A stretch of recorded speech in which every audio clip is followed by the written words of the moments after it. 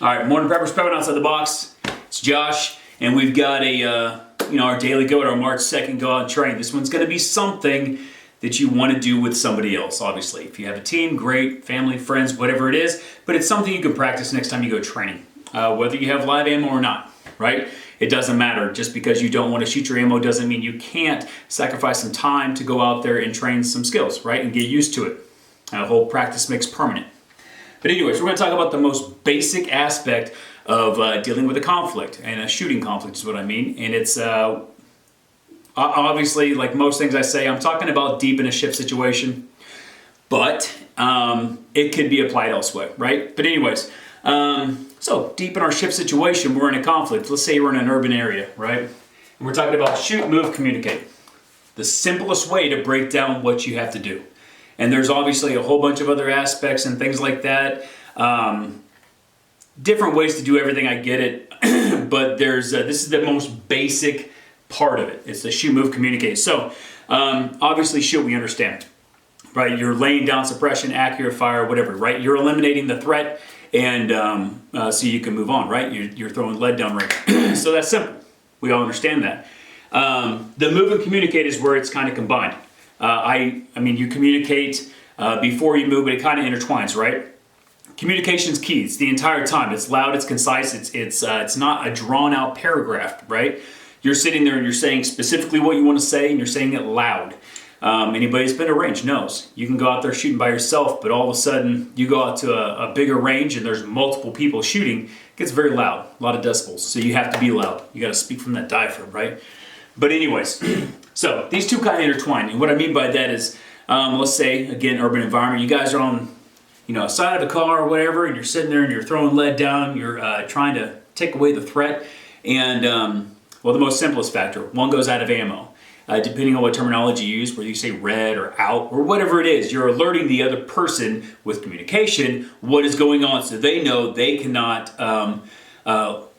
drop their fire. They might have to reduce the amount of the speed in their fire, if that makes any sense. So if they have a magazine, they know they're starting to get towards the back end of it, and you're reloading, they can slow it down a little bit to allow you to have time to get your gun back up, and then they could do the same, right? So there's communication in there that involves more aspects than just the rest. But anyways, that's just the idea of it. Short, concise information. So move and communicate, right? Very, very simple.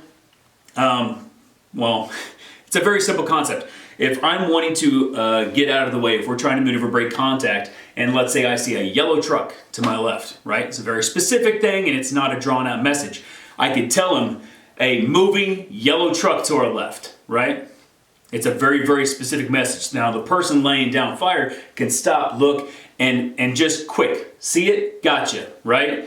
Now he understands where you're going. So you've told him where you want to go, he says go. He might have a better idea for you, right? No, we've got to go right. So you guys communicate that quickly before you execute. But you say yellow truck to the left, right? Moving. This guy might be almost out of ammo, so he might say wait, he might say stop, whatever you guys do, so he can reload and get back in the fight. So you're not left without cover, right? You're not left without anything that's keeping heads down or suppressing, eliminating the threat. Anyways, so you've already spoke about what you want to do. He's confirmed it or she's confirmed it. They've confirmed it. Now you've told them you want to move. They tell you you can move. And all of this is just in verbiage. You can say it however you want, right? I'm going to jump. All right, hop. I don't care how you guys use it. But it's something that's trained together. It's something that you use to make sure that you're both on the same page, right? So you know where you want to go. You told them. They're good with it. You tell them you're ready to move, they tell you to move, you get there, right? And you do this communication the whole time. So you're over there, you're laying down the same thing. You guys are further apart. That's where communication gets even more key. Now you're further away, be louder, right? And when this person's ready to go to you or go around you or push further, they need to articulate that quickly, concisely to that person, right? So just understand it's the very, very basic of it. You're shooting, we all understand that, laying lead down range and suppressing, limiting threats. Move and communicate, intertwine. Like I said, just real quick recap. You know what you want to do. They're good with what you want to do. You're ready. He tells you to go, okay? It's just a breakdown. That way no one's left without cover. No one's left at the disadvantage. But anyways, just wanted to go over that. If you guys have any questions, throw it in the comment section. If you think it's wrong, throw it in the comment section. I'd love to talk about it. It's just a simple technique. And again, I know people are going to throw in there a whole bunch of other things that you have to think about. Again, basic. I'm just talking about the basic idea of what you would do for it. So, but feel free, good God, I've got to get some coffee. Feel free to throw in a comment section if you want to add stuff to it, man. I mean, that's how we all learn, that's how we all grow. So, real basics, March 2nd, go out and train, get with a buddy, and practice. Get your terminology, get the way you're going to be discussing this. And I say get the terminology because if you go out there and you guys don't practice this and you're like, I'm going to go that way, and you guys have no real practice, you're going to be put at the disadvantage. Now you're slower, now you're trying to think a lot more instead of just understanding and going, right? So go over it. But anyways, March 2nd, go on train. The simplest form of what to do in a contact, right? And what is it?